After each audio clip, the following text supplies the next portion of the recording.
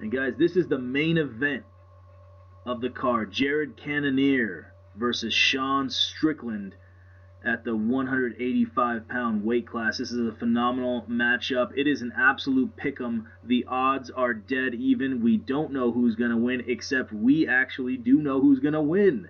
What? Keep listening to this show, and I'm telling you, the predictions will come true. You will make some money, hopefully, but it's not professional advice. It's just you hope to make money with us. Just keep listening and keep betting. Fans that pick fights. Exactly, we're fans that pick fights, and we're going with Cannonier, guys. Cannonier he's 15-6, and Sean Strickland is 25-4. But the thing is Cannonier has fought top flight competition for the last 3-4 years. Different In fact, tier. It's a different tier. I mean, the best fighter Sean Strickland fought was Hermansson in his last fight, and he split decisioned him. Hermansson is not even a striker. Hermansson's a grappler. Cannonier fought Hermansson in 2019, and he knocked him out. Knocked him clean out. It was a very nice KO. Not clean out. It was a great uppercut though. Knocked him down, Short little uppercut. And then after that it was a TKO. It would have been a KO if the ref let him keep going. Absolutely. He floored him with the uppercut, like we said, and then it was just elbows and breaking the guard with some punches. It was just so dominant, and that was just 3 years ago. And it's just one of those things where it is Cannonier fighting well. Cannonier has, he lost a close fight, kind of a close fight, to Robert Whittaker, who we've talked about before. Robert Whittaker is the former champion, and Robert Whittaker is the former champion who, went the distance with Adesanya, like we talked about before. And a lot of people thought Whittaker won. So, and then of course Adesanya just lost the belt to Pereira. But regardless, Whittaker is an amazing fighter, truly amazing, deserves to fight for the belt. He's lost to Adesanya now, and twice, so it's hard for him to get a title shot. And this guy lost a decision to Whittaker. On top of that, he's beaten Gastelum. He knocked out Brunson in phenomenal fashion. Gastelum's very underrated, and he has his way with Gastelum. He knocked out Derek Brunson, who a lot of people have in this division have problem with, because of his wrestling. That wrestling is amazing. And Cannonier gassed him out, and then in that second round, when he knocked him out, Cannonier was against the cage, and he kind of like pressed against him against his right, and then slipped to the left, and that's when his opening was when he staggered him a little bit. It was amazing. He slipped to the left, like Lousy said. Lousy noticed this beautiful slip, and when you're against the cage, you don't have a lot of room. There's no room. Lousy wrestled a year or two. How many years do you wrestle?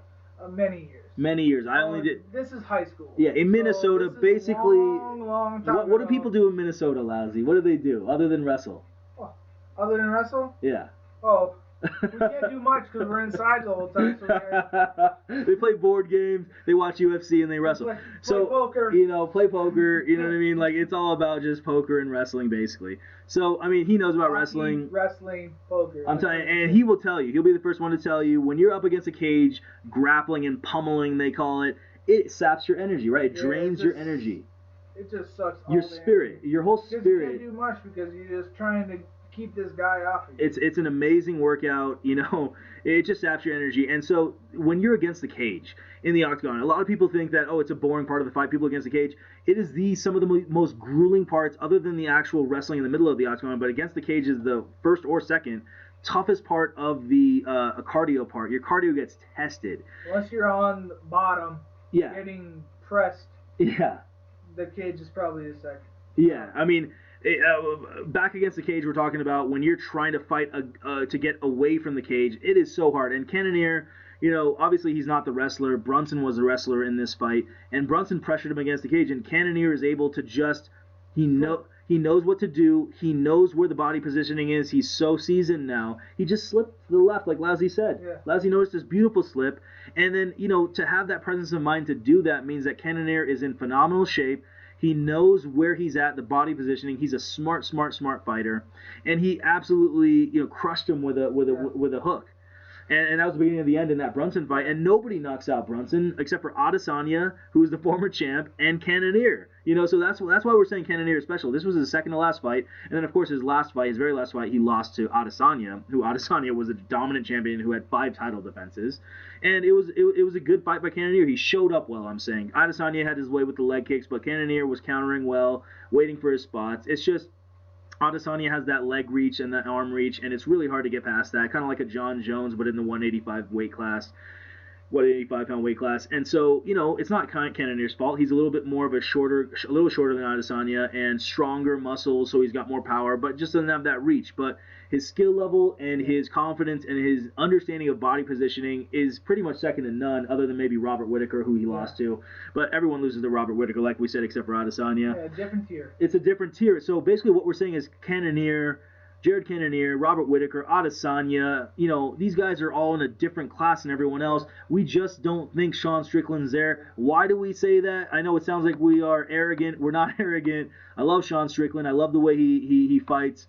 He goes forward. He's a pressure fighter. Mentality. Keep moving forward. Keeps moving forward. But the thing is that if you keep moving forward and throwing lazy punches, you get knocked out. And that's exactly what happened in his last fight versus Alexander Pereira, who is the current champion. Yeah. So Sean Strickland had his classic, go forward. But this time, he was getting Sorry a little. to stop you there, backhand, but can I say that Sean Strickland might be the worst trash talker of all time? Can I say that?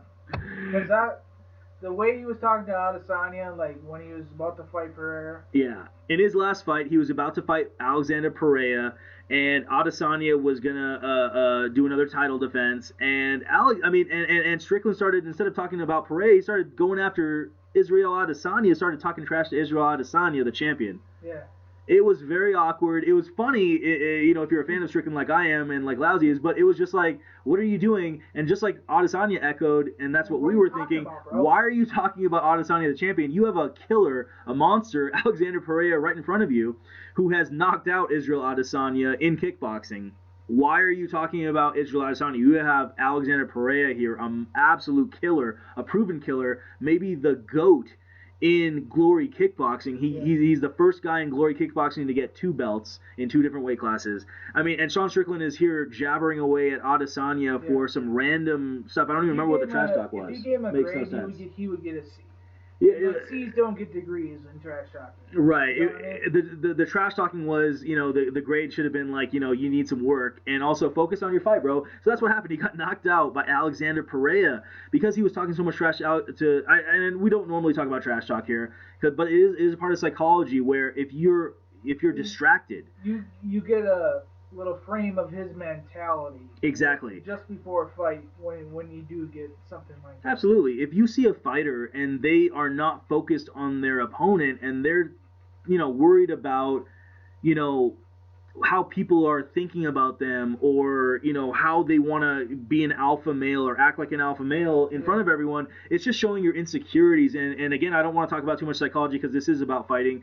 But, they do say fighting is, 10%, physical and 90% mental. And that's the reason why we're talking about it. I hope you guys are not bored by this talk. But Strickland, his focus was gone. And honestly, ever since then, again, he split decision against Hermanson and then he got KO'd in 3 minutes by Alexander Pereira, and a large part of that, it wasn't a fight. It wasn't a fight, man. He wasn't ready for the fight. The thing was that Strickland was rising at this point. He was on a huge win streak. I think it was something like a 6 or 7 fight win streak. He fought some good fighters like Uriah Hall, beat them, unanimous decision them. Brendan Allen, he knocked out. That was impressive. And so he was on a 6 fight win streak. This guy was a guy who was breaking into the top 8.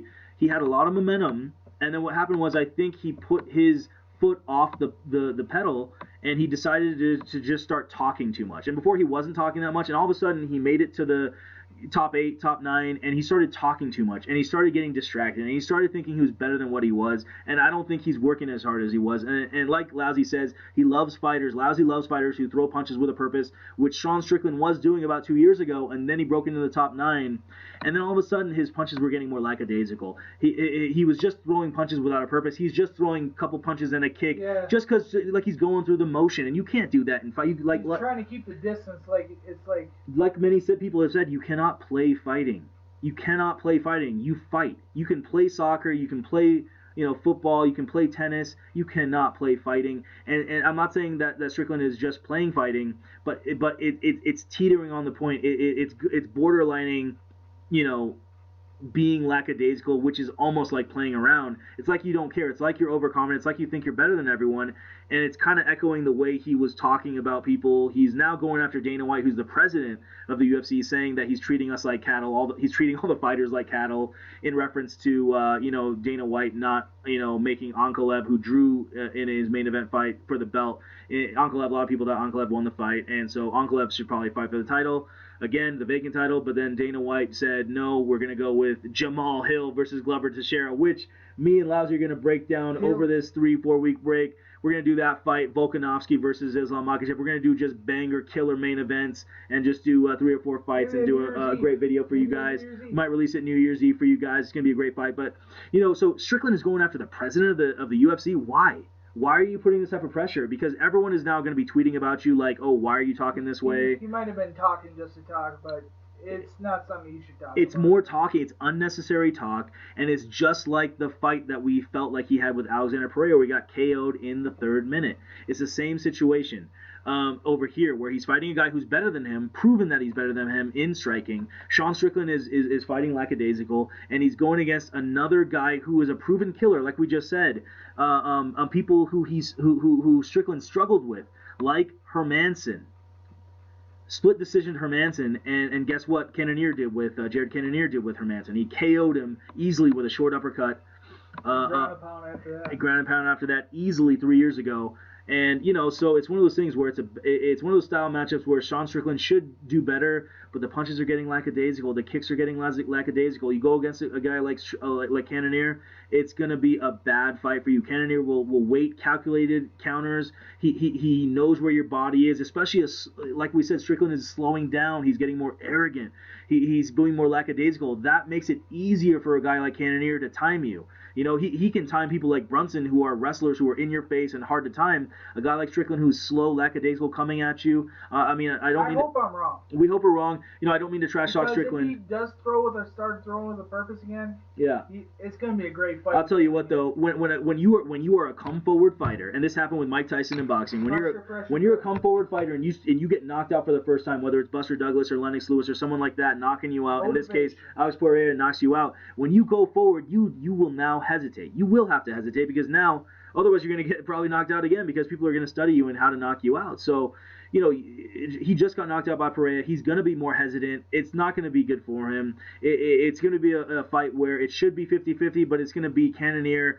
It's going to be a close first round. Cannonier's going to figure him out late in the second, and I feel like Cannonier's going to take over the 3rd, 4th, 5th. Strickland is going to start getting pieced up, and Strickland's not going to have an answer, and it might be a TKO in the 5th because Strickland is so lackadaisical, and that's why we're so high on Jared Cannonier for the win, guys. I mean, I don't want to say decision or KO. That's why it's just a straight up bet. I'll get the over. Over is more likely. However, because Strickland got KO'd in his last fight so easily by Alex Pereira, it's a situation where when he comes forward and lackadaisical and Alex Pereira KO'd him, it's the same situation where Cannonier can time you. Again, we talked about his amazing sense in reading body, mechanics and knowing when to time you. That makes sense. So, we're thinking it's going to be the distance, Cannonier for the win. but it's Cannonier for the win. A straight up bet for Cannonier is probably going to be your best bet, guys. That's what we're doing, and so good luck with that. It's to wrap it all up. And this is We've Been Drinking MMA. Join us again. Predictions are next. Absolutely. We're going to do our parlays and locks. So wait for that. Check out that video too, guys. That's right. Love